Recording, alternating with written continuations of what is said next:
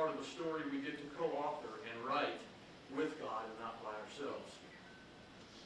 On March 2nd, some of us here today, we joined Andrew and Hannah and Mark and Angela at Andrew's official signing as he committed to play football this fall at Randolph-Macon College. And back in October, we stood with many of Andrew's teammates and coaches and saw a proud mom and dad escort their son to the 50-yard line. That was senior night. I also recall the November playoff game at Lafayette, sharing pleasant conversations with Angela and with Mark, coming into the stadium over some hot dogs at the concession stand.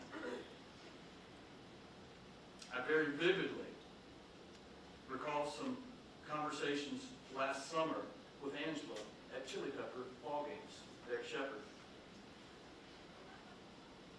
As a guy who had helped build a special relationship with her son, again, my connection, Angela.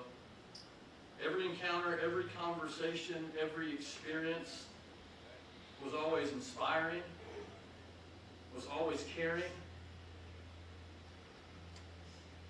was always full of smiles, and always encouraging.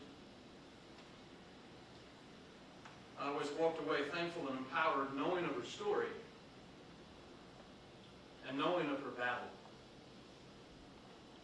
Again, a connection completely crafted and perfectly designed by God, for God, and totally affirmed by her kind spirit of complete peace, her gentleness, her joy, her selflessness, and her smile.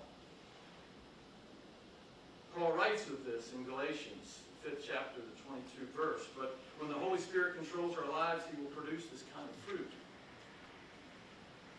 This kind of fruit in us, it's love, it's joy, it's peace, it's patience, it's kindness, it's goodness, it's faithfulness, it's gentleness, and it's self-control. Angela modeled this every time I would see her out cheering on their son and her family. She and Mark, they were always present. I'm thankful for my relationship with Andrew.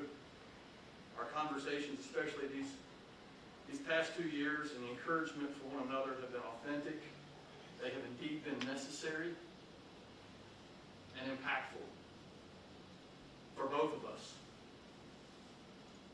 Connecting with and watching this Colonial Heights baseball team love on Andrew and his family these last several weeks.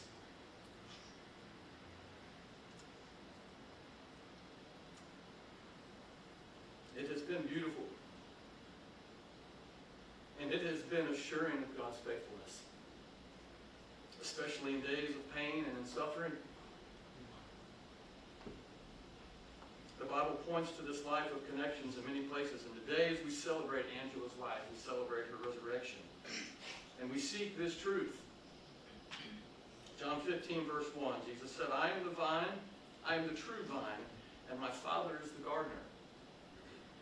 Verse 4, he says, remain in me, and I will remain in you. For a branch cannot produce fruit if it is severed apart from the vine. And you cannot be fruitful. In verse 9, Jesus says, I have loved you even as the Father has loved me. And he further says, remain in my love.